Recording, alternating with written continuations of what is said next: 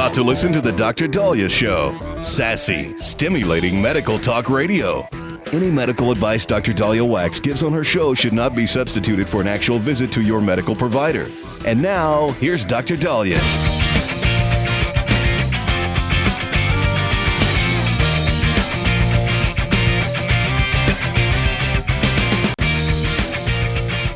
We're back on the Dr. Dahlia Show, 1-877 Dr. Dahlia, 1-877 DOCDALI. So I'm not sure if you heard about this case.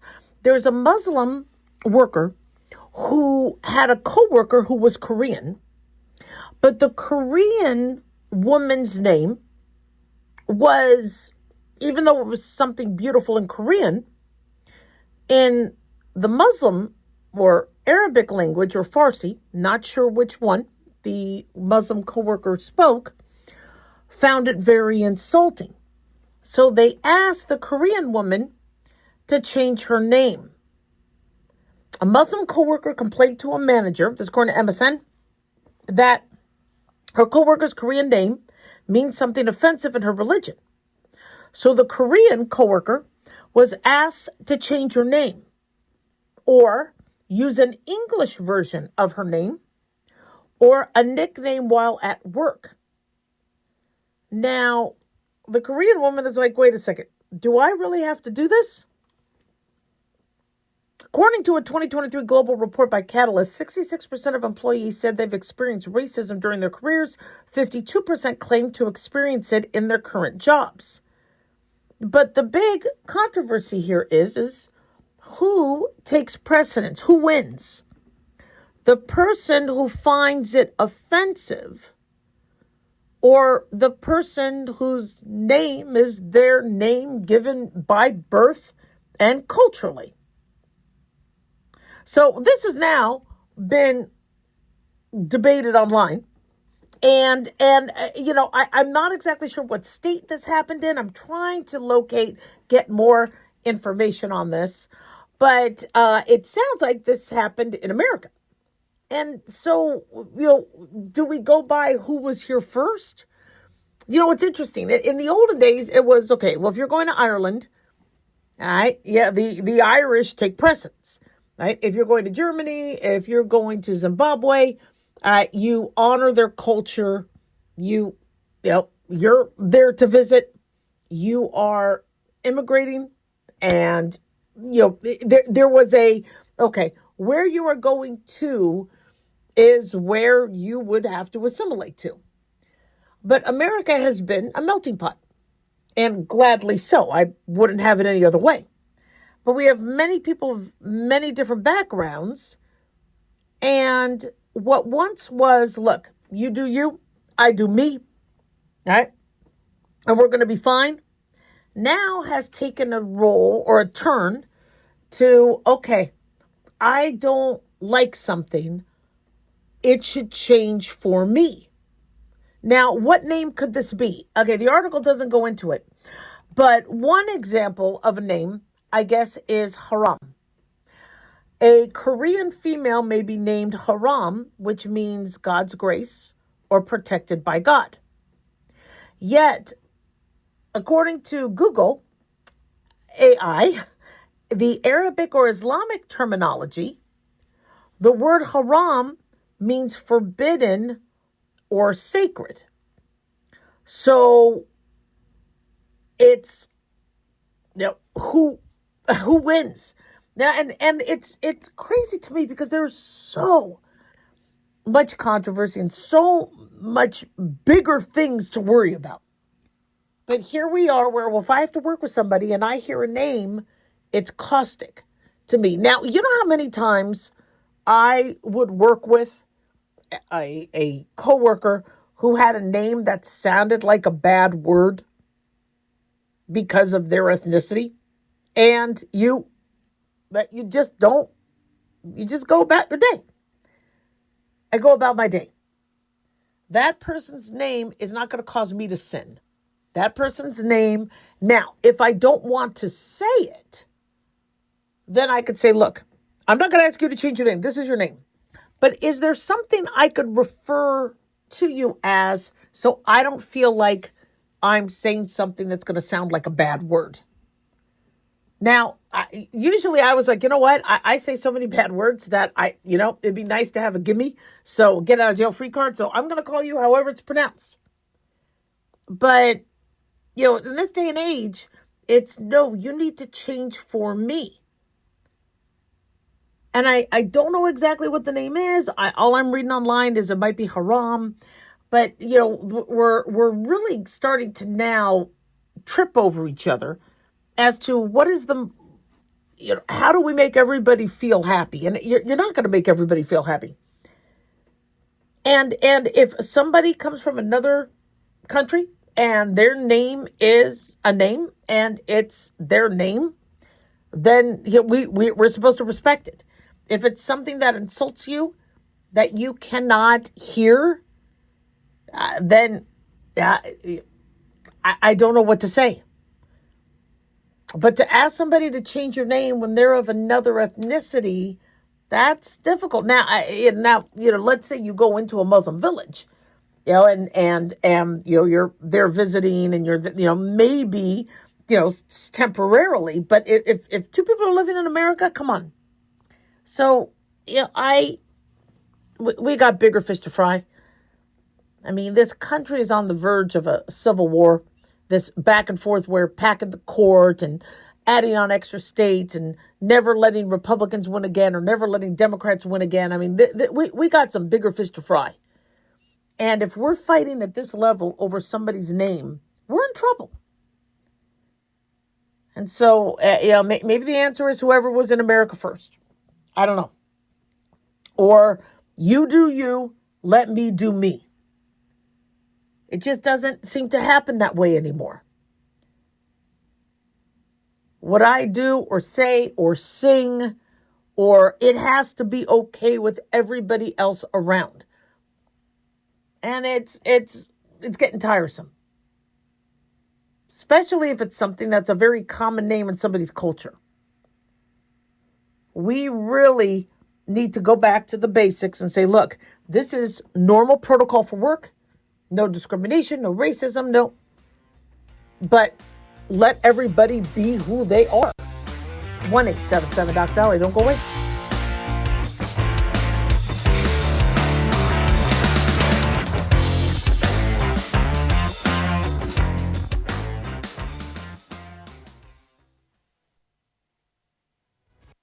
This is an urgent announcement for anyone that's $10,000 or more in debt. Before you make another minimum payment, you need to know there are special programs that can completely free you of your debt. Total Financial Freedom can help you become debt-free in months instead of years. Resolve your credit card debt, signature loans, department store cards, internet loans, and timeshares. Call Total Financial Freedom now at 800-878-6020 for a free consultation. For 16 years, Total Financial Freedom has helped thousands get out of debt. You can feel confident when calling because Total Financial Freedom is A+ rated by the Better Business Bureau. Battling for years and years stuck in the endless cycle of minimum payments could take decades. You have the right to get your debt resolved and substantially reduce your monthly payments. Call Total Financial Freedom now at 800-878-6020. That's 800-878-6020. 800-878-6020. Let's face it, guys, we're living in times where the truth is becoming more suppressed and censorship is increasing at an alarming rate, especially on social media platforms. It's Clyde, and I want to tell you about a safe and secure digital playground we put together just for you. It's aftermath.media. You get access to thousands of Ground Zero archives and podcasts, along with our private social media groups with your basic membership starting at only $7 a month. Each subscription includes tech support, access to the RSS feeds, along with our own chat room and Telegram channel. In addition, the premium membership includes research study groups, webinars, a document and movie library, a live video stream of Ground Zero, a monthly Zoom chat with me, and other bonus content. Be sure to check out our yearly specials as well. Sign up today while you're thinking about it. Sign up at aftermath.media. Again, that's aftermath.media.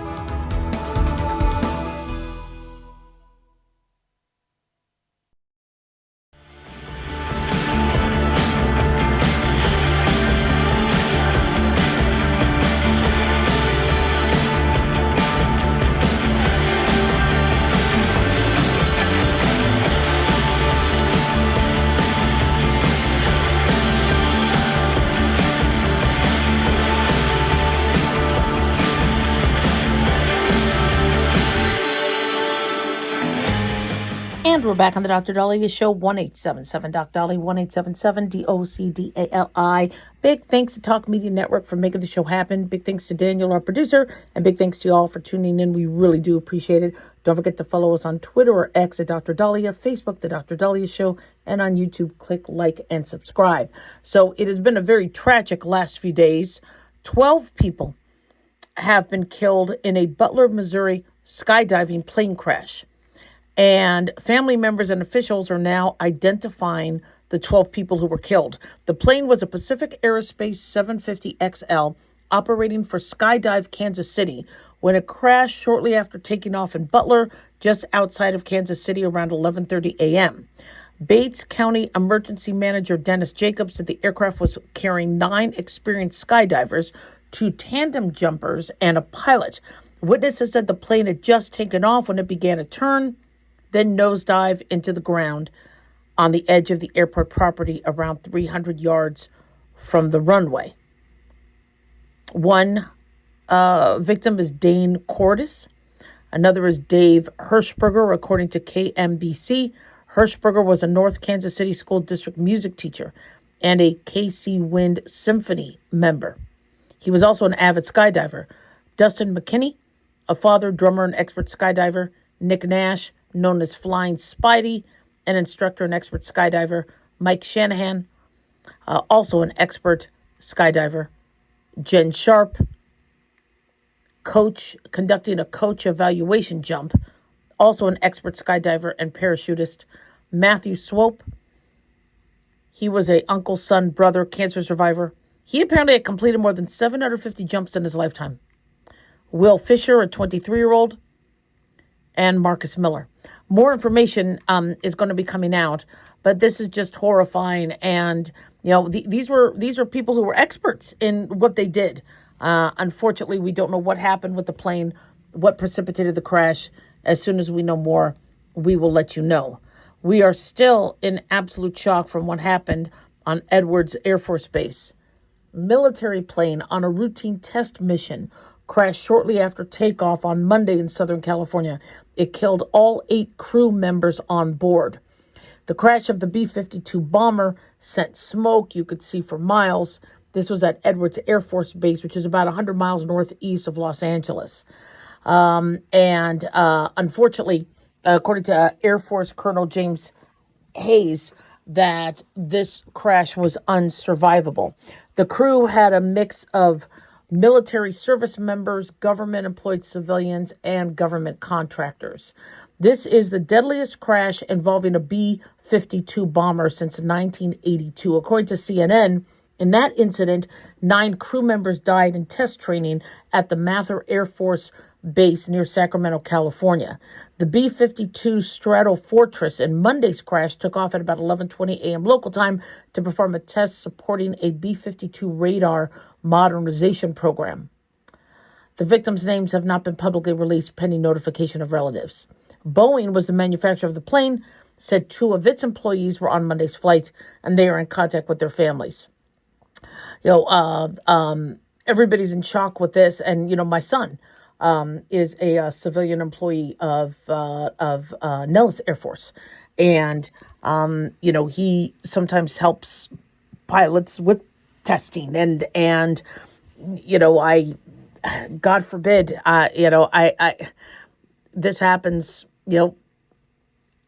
again, you really worry about how, safe our military is, as well as our civilians. Test pilots will test things, and it shouldn't result in something like this. But unfortunately, these things can happen. So an investigation is underway, and as we learn more, we will let you know. 1-877-DOC-DALI, 1-877-DOC-DALI. So the U.S.-Iran deal. We are going to be getting more and more details. Apparently, Trump has suggested that he may actually give us word for word what's in it, or at least give that to Congress. We're seeing the stock market pretty happy, and that oil prices slide and things like that. But from what we understand, the actual deal is going to be signed this Friday in Geneva. Iran's Deputy Foreign Minister Kazem Garibabadi, said the text has been finalized and will be signed on Friday in Geneva. According to CNBC, a permanent and immediate end to the war has been declared on all fronts. Trump said the U.S. naval blockade of Iran would stand down. We don't have the text, but from what we understand, we might be getting some of that soon. And I can understand that. If it hasn't been signed yet, we're not going to be seeing those. But we are getting little bits and pieces, such as the Strait of Hormuz opening. It is not officially open yet, according to CNBC, but Trump and Iran's deputy foreign minister have said it would reopen Friday after the signing in Geneva. So he was, pretty, happy this weekend. He said, I hereby fully authorize the toll-free opening of the Strait of Hormuz and simultaneously herewith authorize the immediate removal of the United States naval blockade. Ships of the world, start your engines, let the oil flow. He later posted to say the strait would open upon the signing of the deal on Friday for purposes of mine removal. So, is the war over? Well, from what we understand, there is a ceasefire that has been extended now. The agreement is going to extend the ceasefire for 60 days to create a framework for future negotiations about Iran's nuclear program, sanctions, and regional security. Now, according to CNBC, these negotiations could create a final peace settlement, and Garibabadi said that the 60-day nuclear negotiations could only begin if the U.S. releases billions of dollars in frozen Iranian funds. Now, the U.S. dismissed that claim. Trump reiterated that Iran will never have a nuclear weapon. Whether that means money's going to change hands, unsure. Now, Israel. A lot of back and forth of, where's Israel's role in this? And there's been some suggestion that Israel would be pulling out of Lebanon. Keep in mind, Hezbollah, a terrorist group funded by Iran, who continually attacks Israel and prevents people from living in areas surrounding, areas that Hezbollah fires upon and infiltrates, this is going to be very, very tricky because the U.S. could enter an agreement with Iran, but Israel has every right to defend themselves. And if Iran is going to say, sorry, America has to, put Israel in check, yet still allow Hezbollah to do what they do, Hezbollah needs to leave Lebanon. If Israel's going to leave Lebanon, Hezbollah needs to. But my guess is Hezbollah wouldn't. So, we'll see if Israel accepts an agreement that they're, whether they're a part of this or not. But on Monday, Israeli Defense Minister Israel Katz said in a statement that the Israel Defense Forces would remain in the so-called security zones of Lebanon, as well as Gaza and Syria. And Israel would retaliate if Iran attacks a country in response to events in Lebanon. So who's going to be in Geneva when this all takes place? Not sure. We don't know yet, but I am sure negotiators from Pakistan and some other countries who want to ensure that peace and stability ensues. It'll be interesting. J.D. Vance may be there as well. So we'll see. He was at the G7 summit, and he is now with his eyes and the attention on Russia. And he wants to do, quote unquote, whatever he can to end the Russia-Ukraine war, which he promised to do before he took office. And I think he is going to make headway, especially if Iran is so now clipped, in terms of their wings, where they can't help Russia as much. So Donald Trump has pledged further support to Kyiv, according to CNBC, and urged Moscow to make a deal to end the Ukraine war. He's been meeting with leaders at the G7 conference in Evian, France. And apparently the talks ended well, from what we understand, which I hope so. So a lot of breaking news, a lot of stuff going on. I am hoping, we have peace in the Middle East. I'm hoping the Russia-Ukraine war ends. I think we've all spent a lot of money and resources, and I think we've lost enough, including soldiers' lives, with these conflicts that Iran started decades ago and Russia started a few years back with Ukraine. And hopefully we see peace soon. But, something that had to be done. We need to make sure Iran doesn't have a nuclear weapon, but whether we could trust them, whether whatever the deputy foreign minister or whatever they sign, will the militants and the terrorists actually honor it? That's yet to be seen. 1-877 Doc Dolly. Don't go away.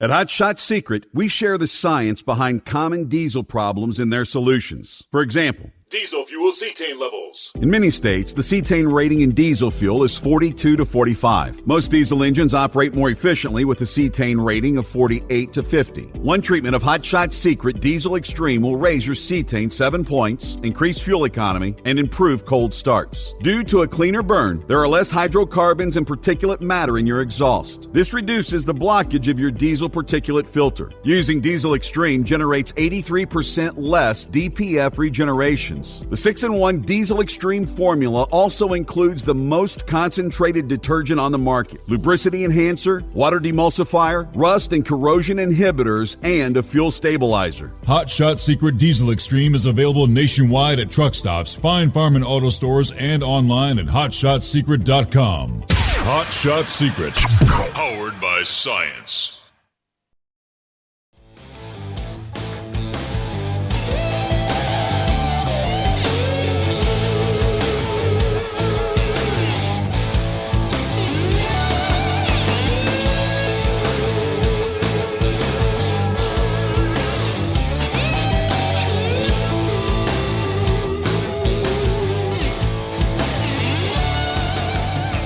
And we're back on the Dr. Dahlia Show, 1-877 Doc Dolly, 1-877 DOCDALI. So a study published in JAMA Internal Medicine says the COVID-19 vaccine actually lowered the risk of cardiovascular issues associated with COVID by around 40%.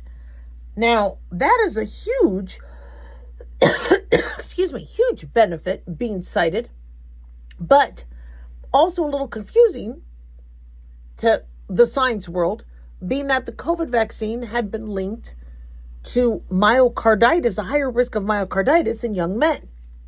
So this study was published in JAMA Internal Medicine this week. It studied the incidence of medical events like strokes and heart attacks in veterans immunized for COVID-19. So the study found that the vaccine decreased the number of cardiovascular deaths associated with the virus by 60%. Risk of heart attack by 40%, and the risk of stroke by over 30%. They said additionally, according to The Hill, it decreased the risk of hospitalization for heart failure by around 40%. Now, the researchers found that people over the age of 75 with the greatest reduction of risk for these health issues, as well as those with pre-existing health conditions. Now, how did they do this study? Well, they said it was conducted in England between 2020 and 2022, and found that the first dose of the vaccine resulted in an overall reduction in cardiovascular conditions like heart attacks and strokes. The research published on Monday compared two groups, including those who only received the flu vaccine and those who took both flu and COVID vaccines. Veterans in the group that received the COVID-19 vaccine had a 37.7% lower risk of heart conditions related to the virus. They say the study also found a broader health benefit for people who received the COVID-19 vaccine, where they had a 6% decreased risk in suffering from all heart conditions and a 7% reduction in deaths and hospitalizations overall. Now, this research was conducted among 1 million veterans who used the Department of Veterans Affairs health system between 2024 and 2025. Over 90% of the participants in the study were men, and the mean age was 70.1. Now, all right, a lot of questions here. All right, and I am an advocate for getting vaccinated if you want to avoid getting illness. Should never be mandated. It should be your choice and a decision you and your doctor made. That's why the COVID vaccine mandate really ticked me off. I'm glad we had a COVID vaccine, and I'm very, very grateful for President Trump and President Biden for working with the pharmaceutical companies to get it and then roll it out as robustly as they did. But when Biden started to mandate it and then threaten hospitals to lose funding, that really went beyond anything we've learned from a public policy and informed consent, as well as just in general what you're supposed to do when there's a new vaccine out. That was a cluster and a seventh. But then why would a study show that a vaccine that can reduce your risk of COVID and long COVID and COVID complications, but also having risks of myocarditis? We had some patients who went into arrhythmia, maybe not because of the actual mRNA, but because of some of the components. We don't have a lot of data from the CDC during that time, but why would there be such a huge decreased risk of cardiovascular death associated with the virus? So the question I have is, who got COVID and who didn't after they were vaccinated? Which vaccine? Did they need a booster?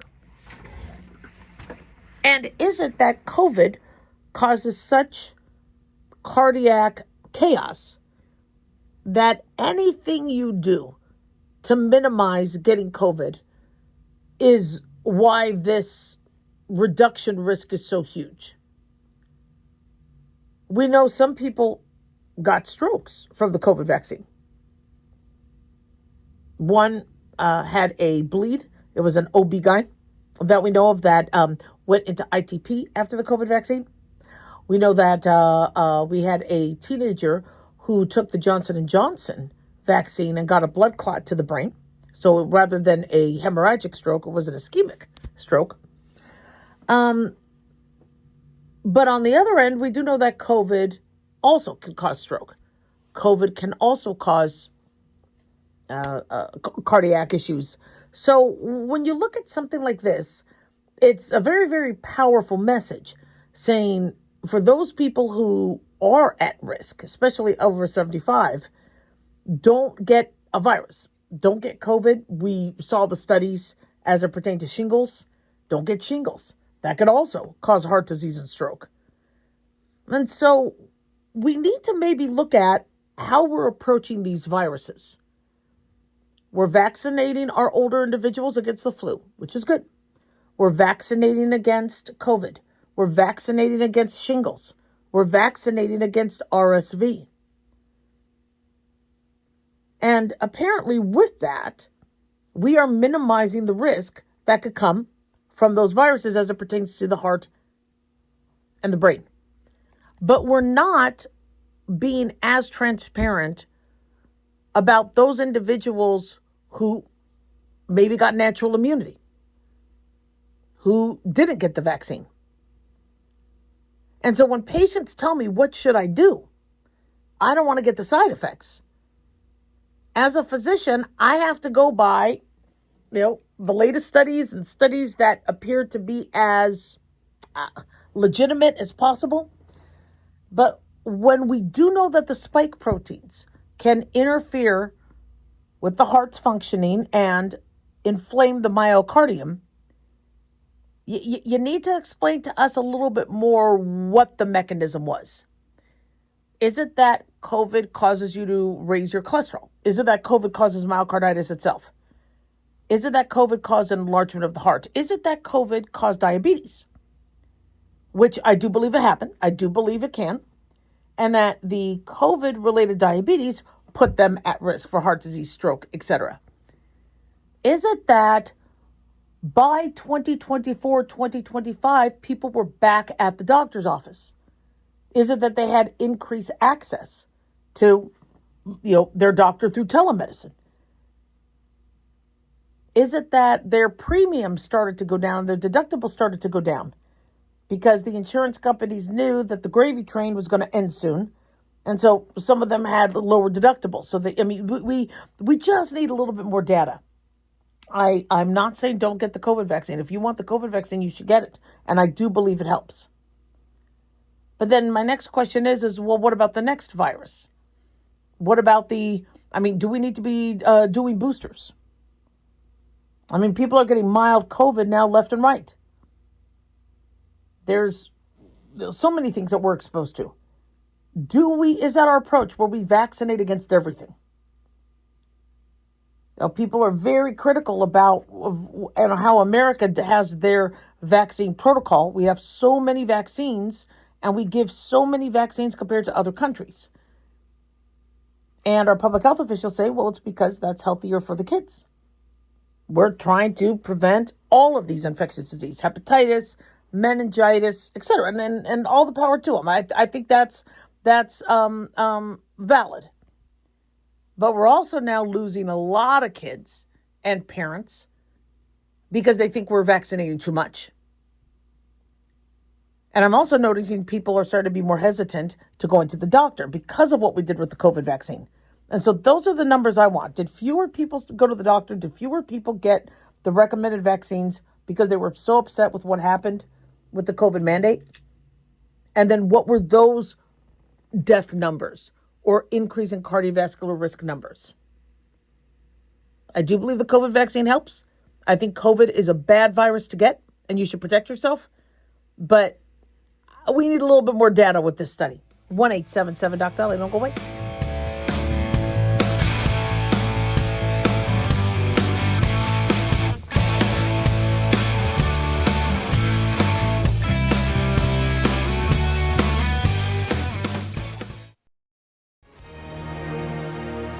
Hi, everyone. If you've been injured in an accident and think you deserve compensation, listen up. Because we have legal professionals standing by right now to answer your questions for free. We'll help you find out if you have a case and how much it's potentially worth. If you were hurt in a car accident, truck accident, motorcycle accident, rideshare accident, slip and fall, or any other type of accident, call our 24/7 hotline now and let us help you find out how much your case is potentially worth. Call 800-978-6800. That's 800-978-6800. 800-978-6800. I'm Gina Hart, here with spokesman Jack Mercer. So Jack, tell our listeners who should give us a call right now. Well, Gina, first off, thank you for having me join you here in the studio. It's always great to answer the listeners' questions. Now, as far as who should call in, anyone who's been injured in an accident and think you deserve compensation, give us a call right now. The call is free, the consultation is free, and with our no-fee guarantee, you pay nothing unless we win you money.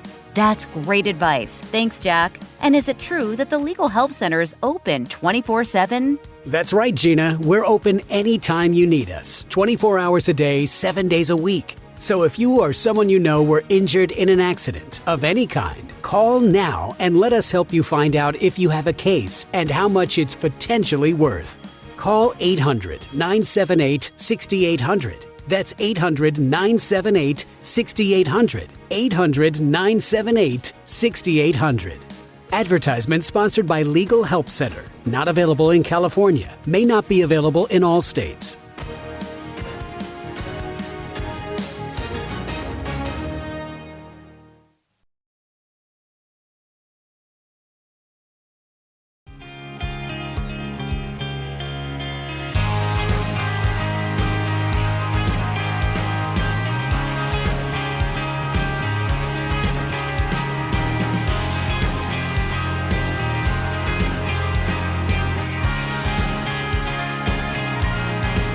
We're back on the Dr. Dahlia Show. So this question comes up.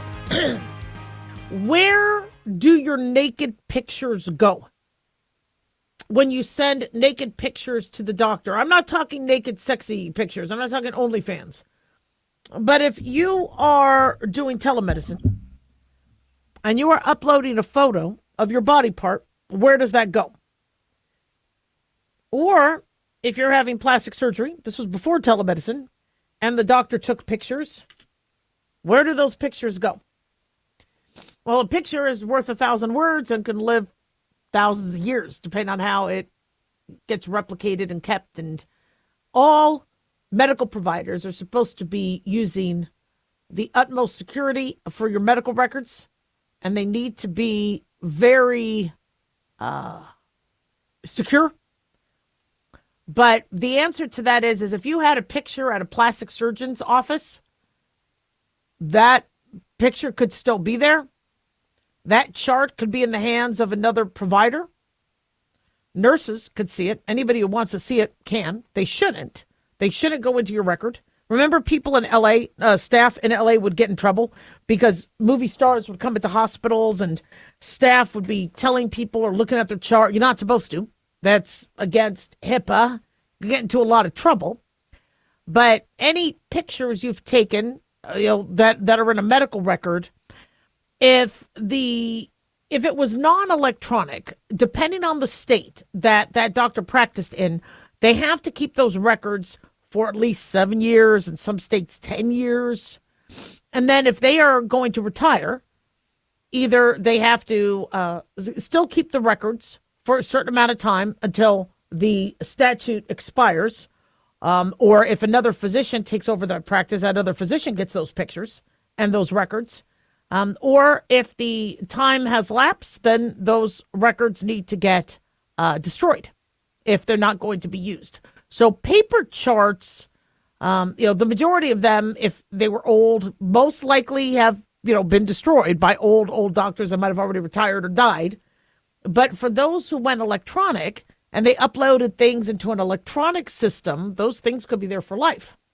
Now, I bring this up because there's a lot of hesitation people are having as it pertains to telemedicine. For a doctor to treat you remotely or virtually without an exam, if this is a phone call, most telemedicine companies require you upload a picture of the body part in question. So if you say, I have strep, yeah, we can ask certain questions, but I've had people lie all the time. They go, oh, yeah, I got white spots all over my throat. I have all the white pus pockets like strep.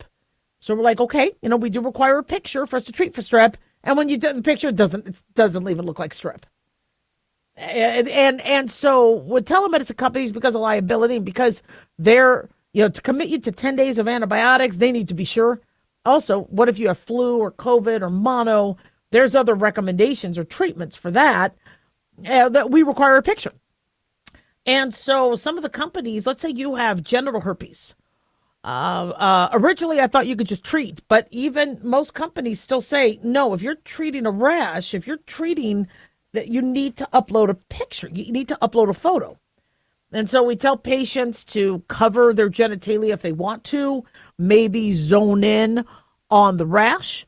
If they're afraid of there being any identifying features but and I know people are shocked by telemedicine companies suggesting that you upload a picture. But if you went into the doctor like you used to, like it's always been, or a medical provider, and you said, I have a genital rash, I think it's herpes, we would take a look. That's what we're supposed to do. And I understand doctors later stopped looking and examining and touching patients, but we always took a look, documented what we saw, cluster of vesicles, etc. It's interesting. I had a patient saying, I have shingles. And I get shingles 5 times a year in the same spot. I'm like, well, that's odd. You shouldn't get shingles that much. Oh, yeah, I've had shingles 50 times, she says. And I go, where? And she says, it's on my butt. I get shingles on my butt. So we had her upload a picture. It was herpes. She's getting repeated herpes outbreaks. And she argued with me, it's not herpes, it's shingles. I go, well, they could do a test. But shingles is a little different. With herpes, there's a way you could prevent it, from happening if you take oral medication. And, there were shingles that we have vaccines. But, I think she got the shingles vaccine. And she said, I still get it's because you're not having shingles, you're having herpes. They could look similar, but shingles usually wraps around from the dermatome, from, the back down across the chest or across the stomach, or it could be across your eye. But with herpes, there's usually a cluster in a localized area. And so that's why we have to ask for a picture.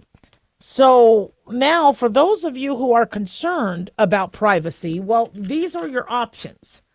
Because if where does the picture go? Well, the picture goes into software, and then that software, however, it's stored. There's a storage and there's encrypted access But unfortunately, as you've seen with hackers can still access it. Now, for me, I don't care what the hackers see. I don't have anything that I'm, afraid of. I don't really have any genitalia pictures. If there were, I'm sure it would look better than how I normally look. So I welcome whatever AI could do. I don't mind. But for many of you that are like, I saw a doctor years ago for something, I really don't want anybody to ever know about that. What's in your medical records or in your medical records are supposed to be safe, are supposed to be secure. But if you're going to be using telemedicine, you have to understand that you might have to be uploading pictures. And if you do upload pictures, those are in a file. For those of you that want privacy, then there's a couple options. One is, like I said, you could ask the medical provider, can I have towels or my clothes on? And then I do a close-up, of the rash, and, there's no identifying features of me in the photo, things like that. So you could ask about that. Or have a medical provider that you're comfortable with that you go to. This wasn't an issue when people were seeing their regular provider. I am blown away at how many women do not have a gynecologist.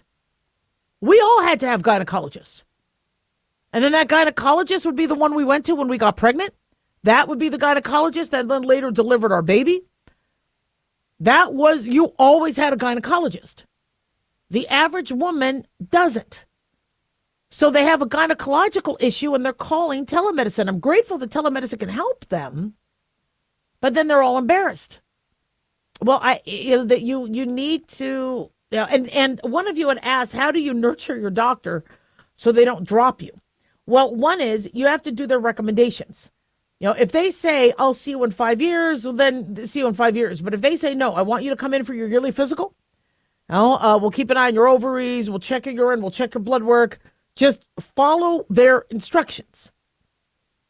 If they're instructions that you like and are practical, you can always get a second opinion. Also, pay your bill. If you don't pay your bill, they're going to drop you. And the number one reason why people don't have their doctor is because they're not paying their bill. Well, then, they're not going to want to see you. You won't be welcome in that office, sadly. But, having your go-to helps. So we have patients calling up asking for kidney stone treatment online. They're saying, I'm passing a kidney stone. So our first question is, have you been CAT scanned? What's the size? Is it stuck? Is the kidney swollen? Oh, I don't know. I just have kidney stones. And so my urologist gives me medications. I go, okay, have you contacted your urologist? No, I haven't seen him in years. Well, then, I can't treat that because I don't know what size. I don't know if you need lithotripsy, if you need a stent, if you just need Flomax, are you having an infection? Maybe it's not a kidney stone. So, I would talk to your medical provider and say, look, I don't want to be in a position where I don't have anybody. And then my only option is going to the ER, which is very expensive. What do you recommend so I still have a relationship with you? And they'll say, just come in for your routine, checkups. Let's, do kidney stone prevention. Let's do a kidney stone risk, a 24-hour urine to see what you're at risk for to hopefully prevent kidney stones. But these are important conversations to have. 1-877-DOC-DOLLY.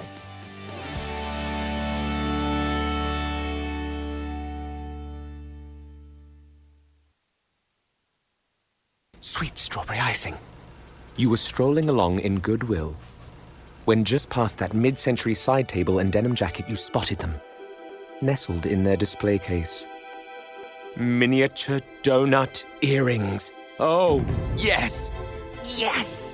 Your favorite half-breakfast pastry, half-all-day dessert food, made into your favorite form of ear candy. Oh my. Those bejeweled sprinkles have satisfied some unknown hunger within you. Shh, do you smell that? That's the sugary scent of shopping success. For this is Goodwill. And with every item you buy, you fund local job training and more. So go forth. Bring home those donut earrings. And bring home so much good to your community. Brought to you by Goodwill and the Ad Council.